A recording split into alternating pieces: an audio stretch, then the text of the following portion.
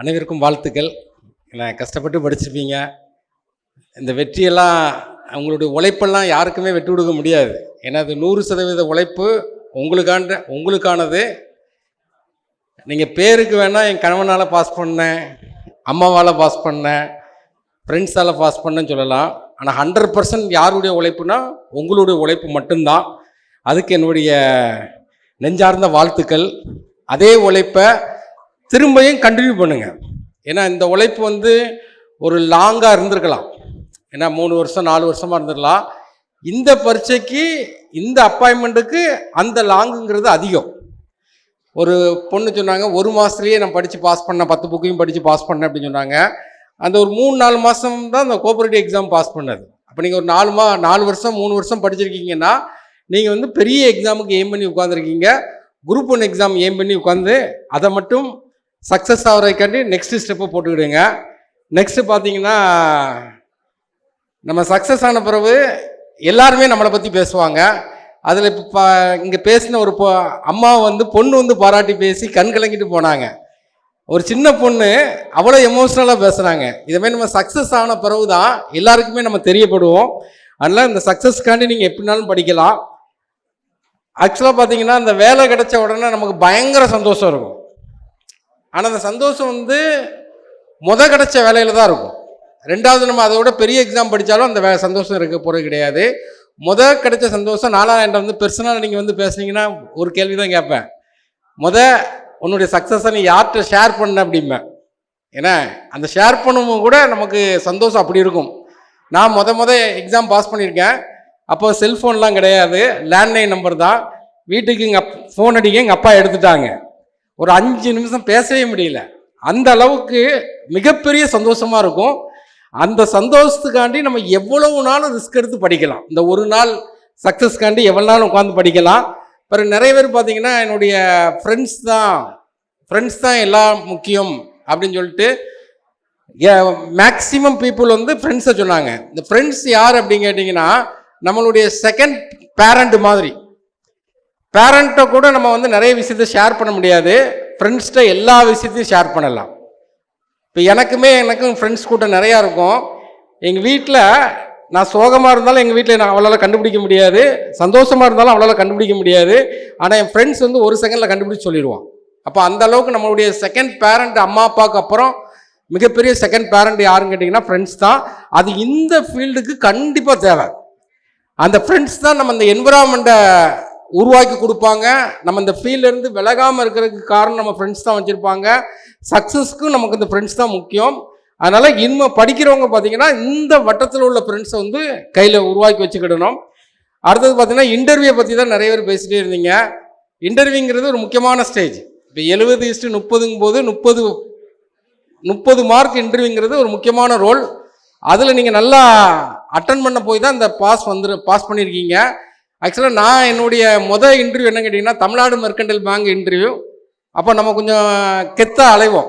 யார் சொல்கிறதையும் கேட்க மாட்டோம், வைக்க மாட்டோம், யாருக்கும் பணிஞ்சு போகிறது கிடையாது. அப்போ தடவையாக பார்த்தீங்கன்னா எக்ஸாம் பாஸ் பண்ணியாச்சு, மெர்கண்டைல் பேங்க் பாஸ் பண்ணியாச்சு. இன்டர்வியூ போகணும், கண்டிப்பாக ரெக்கமெண்ட் பிடிக்கணும் அப்படிங்காங்க. உடனே எங்கள் அப்பாட்ட சொல்கிறேன், எங்கள் அப்பாவுக்கு தெரிஞ்சிருக்கு போனோம். எங்கள் அப்பா என்ன சொல்கிறாங்கன்னா, ஒரு ஆளை ரெக்கமெண்ட் பிடிக்கிறாங்க, காமராஜ் காலேஜ் பக்கம் ஒருத்தரை பிடிக்காங்க. அப்போ நான் அவரை போய் மீட் பண்ணணும். அப்போ நான் மீட் பண்ணுறதுக்கு அவரை பார்க்க போயிட்டேன். காலையில் ஒரு 10 மணிக்கு போகிறேன் அந்த ஆஃபீஸ்க்கு. அவர் தான் என்கிட்ட கேட்காரு, என்னப்பா வேணும் அப்படின்னு கேட்காரு. நான் உடனே அந்த ஆளுடைய பேரை மட்டும் சொல்லிவிட்டு, இவரை நான் பார்க்கணும் அப்படின்னு சொன்னேன். அவர் டென்ஷன் ஆகிட்டார். டென்ஷன் ஆகிட்டு என்ன சொன்னார்னா, உட்காரு வருவார் அப்படின்னு சொல்லிட்டு போயிட்டார். ஒரு 11 மணிக்கு அந்த ஆஃபீஸில் போய் கேட்பேன், 12 மணிக்கு அந்த ஆஃபீஸில் போய் அவர்கிட்ட தான் போய் கேட்பேன், வந்துட்டாரான்னு. உடனே ஒரு 2 மணிக்கும் போய் கேட்டேன், வந்துட்டாரான்னு கேட்டேன், வரலன்னு சொல்லிட்டாங்க. சொன்ன உடனே கடுப்பான உடனே நான் என்ன பண்ணேன், நேரம் வீட்டுக்கு போயிட்டேன். ஒரு 3 மணிக்கு சாப்பிட்டுட்டு இருக்கும்போது எங்கள் அப்பா கேட்காங்க, அவரை போய் பார்த்தியா அப்படின்னு கேட்டாங்க. இவருக்கெல்லாம் என்ன தெரிய போகுது அப்படின்னு சொல்லிட்டு, அம்மா பார்த்தேன், போட்டுருதுன்னு சொல்லிட்டாங்க அப்படின்னு பொய்யை சொல்லி முடிச்சு விட்டேன். இன்டர்வியூக்கு போயிருக்கேன். அந்த ஆள் தான் பார்த்தீங்கன்னா உள்ளே உட்காந்துருக்காரு, சென்டரில் உட்காந்துருக்காரு. கொஞ்ச நேரம் வெயிட் பண்ண மாட்டீங்களோ அப்படின்னு கேட்டார். அதுக்கப்புறம் அவர்கிட்ட இன்டர்வியூ என்ன பேச அப்படியே உட்காந்துருந்தேன். எனக்கு போடலை, அப்போ இது போடலை, எனக்கு தெரியும் போட மாட்டான்னு தெரியும். அந்த அளவுக்கு இன்டர்வியூங்கிறது ஒரு முக்கியமான ரோல் ப்ளே பண்ணும். அதில் கடுமையான எஃபோர்ட் போட்டு எல்லாருமே பாஸ் பண்ணியிருக்கீங்க. அதுக்கு என்னுடைய வாழ்த்துக்கள். அடுத்தது பார்த்தீங்கன்னா, நம்ம எதை தேடுறோமோ அதுவும் நம்மளை தேடியே தான் ஆகும். ஏன்னா நம்ம எதை 100% தேடணும். நீங்கள் குரூப் 1 எக்ஸாமை 100% தேடினீங்கன்னா அதுவும் உங்களை 100% தேடும். குரூப் 2 எக்ஸாமை 100% தேடினீங்கன்னா அதுவும் 100% தேடும்.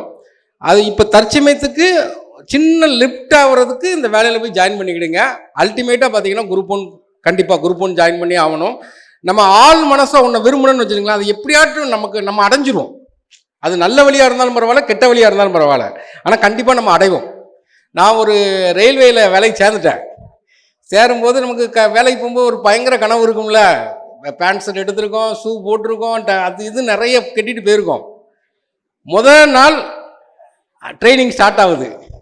ட்ரைனிங் ஸ்டார்ட் ஆகும்போது பார்த்தீங்கன்னா முதல் நாளே ஹிந்தியில் கிளாஸ் எடுத்துகிட்டு இருக்கேன். எனக்கு புரியலை. நான் அப்படியே வேடிக்கை பார்த்துட்டே இருக்கேன். வெளியே ஜன்னல் பக்கம் உட்காந்துருக்கேன்.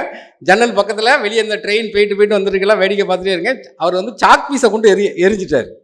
அந்த சாக் பீஸை கொண்டு எரியும் போது அந்த டைமில் சாக் பீஸ் பக்கத்தில் வரும்போது மட்டும் பிடிச்சிட்டேன். பிடிச்சிட்டு ஒரு மாதிரி இருந்துச்சு. இருந்தோன்னு வேலை பிடிக்கல. அப்போ அவருக்கு என்ன பிடிக்கல, எனக்கு வேலை பிடிக்கல. அப்போ எல்லாருக்குமே பார்த்தீங்கன்னா சாயந்தரம் பார்த்தீங்கன்னா 4:45 இன்று ட்ரைனிங் முடிஞ்சிடும். 8 மணி வரைக்கும் அவுட்டிங்னா வெளியே போயிட்டு வரணும். எனக்கு மட்டும் சொல்லிட்டு போயிட்டாங்க, இவன் அவுட்டிங் போகக்கூடாது, இவனை ஸ்ட்ரிக்டாக உள்ளே வைங்க அப்படின்னு சொல்லிட்டாங்க. எனக்கு பயங்கர காண்டு. முதல் நாளே இந்த அனுபவம். வேலையை விட்டு ஓடிட வேண்டியதா அப்படின்னு சொல்லிட்டு முடிவு எடுத்துட்டேன். வேலை வேண்டாம் அப்படின்னு சொல்லிட்டு முடிவு எடுத்துடலான்னு சொல்லிட்டு கையில் ஒரு 900 rupees இருக்குது. எடுத்துட்டு ஒரு கோட்டச்சவரை ஏறி குதிச்சு வெளியே வந்து, அப்போ லேண்ட்லைன் தான், லேண்ட்லைன்லேருந்து வீட்டுக்கு ஃபோன் அடித்த உடனே எங்கள் அம்மாவுக்கு அடிக்கேன். ஏமா எனக்கு வேலை பிடிக்கல வந்துடுதேன் அப்படின்னு சொல்கிறாங்க. எங்கள் அம்மா சொல்கிறாங்க முதல்ல அப்படி தான் இருக்கும், போக பழகிடும் அப்படின்னு சொல்கிறாங்க. எங்கள் வீட்டில் எங்கள் அக்கா பேசுகிறாங்க, எங்கள் அண்ணன் எல்லோரும் மாற்றி ஃபோனை வாங்கி பேசுகிறாங்க. யாருமே வேலையை விட்டுறாத, ஃபஸ்ட்டு அப்படி தான் இருக்கும், சென்ட்ரல் கவர்மெண்ட் வேலை அப்படி தான் இருக்கும், இப்படின்னு சொல்லிட்டு அப்படியே தான் சொல்கிறாங்க. ஆனால் எனக்கு என்னன்னு கேட்டிங்கன்னா அந்த இடத்துல யாராட்டும் நமக்கு ஆறுதலாக பேச மாட்டாங்களான்னு இருந்துச்சு. அந்த 900 rupeesல ஒரு 770 வரை வந்துட்டு அந்த சார்ஜஸ் அப்படி வேகமாக ஓடிட்டே இருக்குது. இன்னொரு 130 ரூபா தான் இருக்குது. அதை வச்சு நான் ஃபுல்லாக சர்வை பண்ணணும். அந்த டைமில் எங்கள் அப்பா ஃபோன் எடுத்துட்டு என்னென்னு கேட்டார். இப்போ வேலை இப்படி பிரச்சனை, பிடிக்கலன்னா வந்துரு அப்படின்னு சொல்லிட்டாரு. அப்போ நம்ம எதை தேடி வீட்டுக்கு ஃபோன் அடித்தோமோ அதே ஆன்சர் வீட்டிலேருந்து வருது. டிலே ஆகலாம், ஆனால் கண்டிப்பாக வருது பாருங்கள். உடனே என் பேக்கெல்லாம் வச்சு ஒரு ஆள் தூங்குற மாதிரி பெட்டெல்லாம் செட் பண்ணி வச்சுட்டு நைட்டோட நைட்டாக ஏறி வித்தவுட் டிக்கெட்டில் ஏறி சென்னை விழுந்துட்டேன். அப்போ நமக்கு அதான் நம்ம ஆள் மனசோட ஒரு விஷயத்தை தேடுனா கண்டிப்பாக டிலே ஆகலாம், ஆனால் யாராட்டும் ஒரு ஆள் நமக்கு சப்போர்ட் பண்ணுற மாதிரி இருக்கும். அதனால் நீங்கள் குரூப் 1 நல்லா தேடுங்க. Group 1ங்கிறது important. சக்ஸஸை பொறுத்த வரைக்கும் மெயின் ரோல் என்னன்னு கேட்டிங்கன்னா, எனக்கு என்னுடைய எக்ஸ்பீரியன்ஸை பார்க்கும்போது கரெக்டான மெட்டீரியல் இருக்கணும், நல்ல ஃப்ரெண்ட்ஸ் இருக்கணும், அப்புறம் நல்ல டெஸ்ட் பேஜ் இருக்கணும். இந்த 3 இருந்தாவே நம்ம கண்டிப்பாக பாஸ் பண்ணிடலாம். இந்த சக்ஸஸ் எல்லாருமே பாஸ் பண்ணுவாங்க. அதாவது பெரிய பிரில்லியண்டாக இருக்கான் அவன் பாஸ் பண்ணிடுவான், ஒருத்தர் ஆவரேஜ் ஸ்டூடெண்டாக இருக்கான் அவன் பாஸ் பண்ணிடுவான், ரொம்ப கீழே இருக்கிறான் அவன் பாஸ் பண்ணுவான், அப்படிலாம் கிடையாது. எவன் இன்ட்ரெஸ்ட் அண்ட் இன்வால்மெண்ட்டோட ஒர்க் பண்ணுறானோ அவன் கண்டிப்பாக பாஸ் பண்ணிடுவான். நான் ஒரு நாள் 2009 நினைக்கிறேன், பயங்கர டிப்ரெஷன் மீன்ஸ் என்னென்னா, நிறைய வேலை பார்த்துட்டு இருக்கோம், வேலை பார்த்து சொல்லக்கூடாது, நிறைய வேலை பார்த்துட்டு இருக்கோம், தூக்கமே குறைஞ்சி போச்சு. நான் கொஞ்சம் சினிமா அதிகமாக பார்ப்பேன். என்ன காரணம் கேட்டிங்கன்னா, அந்த சினிமா பேக்ரவுண்ட்லேயே வளர்ந்து வந்தவன். தூத்துக்குள்ளே பார்த்தீங்கன்னா முருகன் தேட்டர்னு ஒரு தேட்டர் உண்டு. அந்த தேட்டரில் பார்த்தீங்கன்னா அந்த எல்லாமே நாங்கள் தான், அந்த சைக்கிள் ஸ்டாண்டு, கோனைஸ் விற்கிறது எல்லாமே நாங்கள் தான் வச்சுருந்தனால டெய்லி பார்த்தீங்கன்னா ஒரே படத்தை 10 நேரம் 20 நேரம் பார்த்து சினிமா பார்க்குற பழக்கம் உண்டு. இப்பவும் பார்ப்பேன். அப்போது ஒரு ஆட்ட ஒரு சிடி, அப்போ இப்போ பென்ட்ரைவ், அந்த டைமில் பார்த்தீங்கன்னா சிடியில் ஒரு படம் வாங்கி வச்சுருக்கேன். மூடர் கூடன்னு ஒரு படம் வாங்கி வச்சுருக்கேன். படம் பேரை பார்த்த உடனே பார்க்க மனசு இல்லை, மூடர் கூடன்னு போட்டிருக்கான்னு. அது ரொம்ப நாள் அந்த டிவிடி பிளேயர் பக்கத்துலேயே அந்த சிடி இருக்குது, நான் பார்க்கவே மாட்டேன். அதாவது போடணும் மனசு வரும், இது என்ன படம், அருவ படமாக இருக்கும்னு போட்டுட்டேன். ரொம்ப டிப்ரெஷனில் இருக்கும்போது திடீர்னு பார்க்கும்போது அந்த படத்தை போடுறேன். ஒரு 2.5 மணி நேரம் மனசு விட்டு பார்த்தேன். செம்ம படம். அந்த படத்துடைய கான்செப்ட் என்ன கேட்டிங்கன்னா, எல்லாருக்குமே எல்லாம் தெரியும், யாரையுமே குறைச்சி எடை போட முடியாது. அப்போ எல்லாருமே வாழ்க்கையில் சக்ஸஸ் பண்ணுறவங்க தாங்கிறத அந்த டைரக்டர் சூப்பராக சொல்லியிருப்பார். பார்த்தா புரியும் உங்களுக்கு. அந்த அளவுக்கு பார்த்தீங்கன்னா இதில் யாரையுமே நம்ம குறைச்சி இட போட முடியாது, எல்லாருக்கும் எல்லாம் தெரியும். அதனால் முக்கியமான கண்டிப்பாக எல்லாருக்கும் வேலை கிடைக்கும். அடுத்தது பார்த்தீங்கன்னா, அந்த காம்படிட்டிவ் எக்ஸாம் படிக்கும்போது நிறைய பேர் வருத்தப்பட வேண்டியது இருக்கும், நிறைய சாக்ரிஃபைஸ் பண்ண வேண்டியது இருக்கும். ஆனால் அதெல்லாம் மிகப்பெரிய மெமரிஸுங்க. அது நீங்கள் பின்னாடி ஃபீல் பண்ணுவீங்க, மிகப்பெரிய மெமரிஸ். படிக்கும்போது இருந்த சந்தோஷம் ஆஃப்டர் அப்பாயின்மெண்ட்டுக்கு அப்புறம் இருக்குமான்னு பார்த்தீங்கன்னா இருக்கும். ஆனால் அந்த அளவுக்கு சந்தோஷம் இருக்கு. நீங்கள் பின்னாடி நினச்சி பார்ப்பீங்க, நம்ம இப்படி வந்து படித்தோமே, அப்படி வந்து படித்தோமே, இந்த இடத்தையே திரும்ப பார்க்க சொல்லணும். இப்போ கூட இடத்துல பார்த்தீங்கன்னா இந்த வித் லவ்னு ஒரு படம் ரிலீஸ் ஆகிருந்துச்சு. அவர் லவ் படம் தான். அவங்க பின்னாடி போய் அவங்க ஸ்கூலை போய் பார்க்குற மாதிரி. எனக்குமே இந்த படித்த இடத்துல போய் பார்க்குறது வைக்கிறது. நான் அண்ணா நகர், சென்னை அண்ணா நகரில் தான் ரொம்ப நாள் உட்காந்து படித்தேன். இப்போவும் சென்னை போனேன்னு வச்சுக்கலாம், அந்த அண்ணா நகரை சுற்றிட்டு வருவேன். அந்த அளவுக்கு ஒரு மெமரிஸை கொடுக்கக்கூடிய ஒரு முக்கியமான இடம். ஏன்னா அதனால் இதெல்லாம் வந்து வேஸ்ட்லாம் கிடையாது. லைஃப்பில் ஒரு விஷயத்தை கற்றுக் கொடுத்தது தான். பிறகு சஸ்டெயின் பண்ணணும். இந்த ஃபீல்டில் அப்பாயின்மெண்ட் எதனால் வருது அப்படின்னு கேட்டிங்கன்னா, மெயின் காரணங்கிறது இந்த பொறுமை. இப்போ கடைசியாக பேசிட்டு போன வெற்றி கூட சொன்னாப்புல, நான் 7 வருஷம் படிச்சுட்டு இருந்தேன் அப்படின்னு சொன்னாப்புல. காரணம் அந்த 6-7 வருஷம் பொறுமையாக இருக்க போய் தான் இந்த வெற்றி கிடைச்சிருக்கு. பொறுமை இல்லைன்னா அந்த வெற்றி கிடைக்காது. இப்போ நிறைய பேர் உங்களை விமர்சனம் பண்ணலாம். அந்த விமர்சனத்தெல்லாம் தாங்கிட்டு எவ்வளவு பொறுமையாக இருக்கீங்களோ அந்த பொறுமைக்கு கிடைச்சது தான் என்ன கேட்டிங்கன்னா ரிசல்ட்டு. அதுமாதிரி எக்ஸாம் எழுதுறது தான் நம்மளுடைய டியூட்டி பெரும்பாலும். ஏன்னா ரிசல்ட்டு வரும் வராது அதை பற்றி கவலையே படக்கூடாது. ஆனால் ஸ்டார்டிங்கில் நம்ம மொதல் எக்ஸாம் எழுதும்போது பயங்கர எக்ஸ்பெக்டேஷன் கொடுப்போம். 2வது எக்ஸாம் எழுதும்போதும் பயங்கர எக்ஸ்பெக்டேஷன் கொடுப்போம். ஒரு லெவலுக்கு அப்புறம் எக்ஸ்பெக்டேஷன் கொடுக்க மாட்டோம். எக்ஸ்பெக்டேஷன் கொடுக்காம இருக்கிறது தான் முக்கியமானது. நீங்கள் எக்ஸ்பெக்டேஷனுக்கு இன்னொரு மீனிங்கும் இருக்குது. எக்ஸ்பெக்டேஷன் இருந்தாவே நமக்கு ஏமாற்றங்கிற ஒரு மீனிங் இருக்குது. நீங்கள் யாரையோ ஒரு ஆளை பார்க்கணுன்னு போகிறீங்க, அவர் எப்படியாவது நம்மளை பார்ப்பாருன்னு பார்க்கும்போது எக்ஸ்பெக்டேஷன் அதிகமாக இருக்கும்போது பார்க்காம போயிட்டால் வருத்தப்பட்டுருவோம். அதனால் நீங்கள் எக்ஸாம் எழுதுறது மட்டும்தான் உங்கள் டியூட்டியாக இருக்கணும். ஆட்டோமேட்டிக்காக உங்களுக்கு ரிசல்ட் வந்துகிட்டே இருக்கும். வராமல் இருக்க போகிறதே கிடையாது. கடைசியில் வெற்றி வந்து ஒரு சொன்னாப்புல, இன்டர்வியூ போகும்போது எங்கள் அப்பா சீரியஸாக இருந்தாங்க, எல்லாம் ஒரு கஷ்டமானது. அதே அவனை சொல்லும்போது தான் எனக்கு அந்த மாதிரி நடந்துச்சு. நான் ஆக்சுவலாக எஸ்எஸ்சி எக்ஸாம் படித்து சிஜியில் இன்டர்வியூக்கு போகிறேன். எங்கள் அண்ணன் வந்து தவறிட்டாப்புல. அந்த இன்ஃபர்மேஷனே என்கிட்ட சொல்லவே இல்லை. ஏன்னா அந்த அளவுக்கு பார்த்தீங்கன்னா பயங்கர வெல்விஷர் வந்து நமக்கு சப்போர்ட் பண்ணுவாங்க. ஆனால் நம்ம 100% பார்த்தீங்கன்னா இதுக்குன்னே தயாராகி உட்காந்துட்டே இருக்கணும். நீங்கள் ஒரு லெவலுக்கு அப்புறம் பார்த்தீங்களா உங்களை ஒரு மாதிரி சைக்கோன்னு சொல்ல ஆரம்பிச்சிருவாங்க. சொன்னால் சொல்லிட்டு போகிறாங்க, ஆனால் வெற்றி அடைஞ்ச பிறகு அவங்க எல்லாம் பாராட்டி பேசுவாங்க. அதனால் நீங்கள் வந்து இந்த இடத்துல பொறுமையாக உட்காந்து படிக்கிறது மட்டும்தான் வேலை. இந்த ஃபீல்டில் வந்து சும்மா ஜாலியாக வெளியே இருந்து பேசுகிறவங்க சொல்லிடுவாங்க, அவனுக்கு லக்கில் வேலை கிடச்சிருக்கு அப்படிம்பாங்க. லக்குலாம் கிடையாது. நம்ம வந்து சிஸ்டமேட்டிக்காக உட்காந்து படிச்சுட்டு இருக்கோம். இந்த ஒரு தடவை பாஸ் பண்ணதை லக்குன்னு சொல்ல முடியும். நீங்கள் அடுத்த எக்ஸாம் பாஸ் பண்ணிங்கன்னு வச்சுக்கோங்க, உங்களை யாரும் லக்குன்னே சொல்ல முடியாது. அதனால் கண்டிப்பாக எல்லாரும் அடுத்த எக்ஸாம் கண்டிப்பாக பாஸ் பண்ணணும். வந்த உடனே வரும்போது ஒரு பையன் அழகாக ஒரு லிரிக்ஸ் சொல்லிட்டு போனாப்புல, முயற்சி பயிற்சி தொடர்ச்சி அதுதான் வெற்றின்னு சொன்னாப்புல. நிறைய கீவேர்ட்ஸ், அந்த வார்த்தைகள் ரொம்ப நம்மளை வந்து பாசிட்டிவாக கொண்டு போயிட்டு இருக்கும். என்னை பொறுத்த வரைக்கும் பார்த்தீங்கன்னா முயற்சி, அந்த முயற்சிங்கிறத விட முயற்சி பண்ணி பார்ப்போம்லாம் சொல்லவே கூடாது. கண்டிப்பாக நம்ம வெற்றி அடைவோம். வில் ஆர் வில் நாட் அப்படிங்கணும். பயிற்சி யாருன்னு கேட்டிங்கன்னா நம்மளுடைய ஃப்ரெண்ட்ஸ். தொடர்ச்சின்னா நம்ம தொடர்ச்சி அந்த ஃபீல்டில் தாங்கக்கூடியது. தாங்குறது நம்ம மட்டும் நினச்சா தாங்க முடியாது. இப்போ கொரோனா வந்துச்சு, நம்ம தாங்கன்னு நினச்சா தாங்க முடியுமா? இப்போ கூட 3rd வேர்ல்டு வார் வருது, என்னென்னமோ நடக்கலாம். நாளைக்கே பெட்ரோல் காலி ஆகலாம், டீசல் காலி ஆகலாம். டீசல் காலி ஆனால் வர முடியுமா? அப்போ நமக்கு வந்து தொடர்ச்சிங்கிறது எல்லாரும் சேர்ந்த என்விரான்மெண்ட், ஒரு பாசிட்டிவ் என்விரான்மெண்ட். அந்த பாசிட்டிவ் என்விரான்மெண்ட் நம்ம ஃப்ரெண்ட்ஸை உருவாக்கி வச்சுக்கிடணும். அடுத்தது இன்னொரு பொண்ணு அழகாக சொன்னாங்க, பயணங்கிறது தான் முக்கியம், இலக்கு தேவையே இல்லை. கார்த்தி சொன்னாப்புல பயணங்கிறது தான் முக்கியம். நம்மளுடைய போகக்கூடிய ஸ்டாப் எல்லாருக்குமே வரும், இறங்கியிருப்பீங்க. அதில் ஒரு ஸ்டாப் தான் என்னென்னா, இப்போ எல்லாருமே கோஆப்ரேட்டிவ் எக்ஸாம் பாஸ் பண்ணியிருக்கீங்க. நெக்ஸ்ட்டு வந்து நீங்கள் என்ன பண்ணணும்னா, வேலை கிடைச்சாலும் நீங்கள் யார் கூட ட்ராவல் பண்ணணும்னு கேட்டிங்கன்னா படிக்கக்கூடிய மக்கள் கூட ட்ராவல் பண்ணணும். அப்போ தான் நான் இந்த ஃபீல்டில் கிட்டத்தட்ட பார்த்தீங்கன்னா 30 வருஷமாக இருக்கிறேன். இப்போ நான் வந்து என்ன பண்ண, நேற்று கூட ஒருத்தர் சொல்கிறார், இவர் வந்து எப்போவுமே இந்த படிக்கக்கூடிய ஆளுக்கு கூட ட்ராவல் பண்ணிகிட்டே இருக்கார், சின்ன பையன் கூட ட்ராவல் பண்ணிட்டு இருக்காரு அப்படிம்பாங்க. அப்போ நம்மளும் பார்த்தீங்கன்னா ஆக்டிவாக இருப்போம். நம்ம வேலை கிடைச்ச பிறகு செட்டில் ஆனவங்க கூட, ஆல்ரெடி வேலை கிடைச்சவங்கள போய் செட்டில் ஆகிட்டிங்கன்னா வீடு கட்டணும், கார் வாங்கணும், இந்த மாதிரி ஆசை தான் வரும். நீங்கள் வேலை கிடைச்ச பிறகு நமக்கு வேலை கிடைக்கல அப்படின்னு கீழே ஒரு சனி ஞாயிறு லீவ் கிடைச்சாலும் இந்த மாதிரி ஸ்டடி காலுக்கு வந்து அந்த படிக்கக்கூடிய ஆளுக்கு கூட ட்ராவல் பண்ணிகிட்டே இருக்கீங்கன்னு வச்சுங்களேன், நம்மளும் படித்து அடுத்த லெவலுக்கு போகணும்னு சொல்லிட்டு ஒரு ஆசை இருந்துகிட்டே இருக்கும். அதனால் நீங்கள் வந்து என்ன பண்ணால், தற்சமயத்துக்கு ஒரு வேலை கிடச்சிருக்கு, நம்ம வந்து குரூப் 1 அடிக்கணும். நிறைய பேர் ஒரு பொண்ணு அழகாக பேசிட்டு போயிட்டாங்க, நான் குரூப் 1க்கு இதே ஸ்டேஜில் இங்கே வந்து இப்படியே நிற்பேன் அப்படின்னு சொல்லிட்டு போனாங்க. அதெல்லாம் வந்து முக்கியமான வார்த்தைகள். அப்போ அந்த மாதிரி நிற்குன்னு சொல்லிட்டாங்க, இன்னும் அதுக்கேற்ற மாதிரி உழைச்சிட்டே இருக்கணும். அதனால் உழைப்பை விட்டுறாதீங்க. உழைப்பு தான் ரொம்ப ரொம்ப இம்பார்ட்டன்ட். உழைப்புக்கு நிகர் எதுவுமே கிடையாது. இடையில பார்த்தீங்கன்னா இந்த என்டிஆருடைய பேரண்ட் பேட்டியில் பார்த்தேன், சக்ஸஸுக்கு வந்து 3 வார்த்தைகள் சொன்னார். முதல் வார்த்தைன்னா ஹார்ட் ஒர்க்கிங், ரெண்டாவது வார்த்தையும் ஹார்ட் ஒர்க்கிங் தான், மூணாவது வார்த்தையும் ஹார்ட் ஒர்க்கிங் தான். அப்போ வந்து உழைப்பு தான், உழைப்பில் தான் இப்போ உங்கள் பேரண்ட்ஸ் உங்களை படிக்க வச்சுருக்காங்க, உங்கள் உழைப்பில் தான் நீங்கள் அடுத்த ஸ்டேஜுக்கு போக போகிறீங்க. அதனால் உழைப்பு, ஏன்னா நம்மளுடைய மூச்சு காற்று எப்போ நிற்கணும்னு சொல்கிறாங்க கேட்டிங்கன்னா, நம்ம உழைப்பு எப்போ நிற்குதோ அப்போ தான் நம்ம மூச்சு காற்று நம்மளை விட்டு போகணும். அந்த அளவுக்கு ரிட்டைர்மெண்ட்டுங்கிற ஒரு பேச்சே இருக்கக்கூடாது.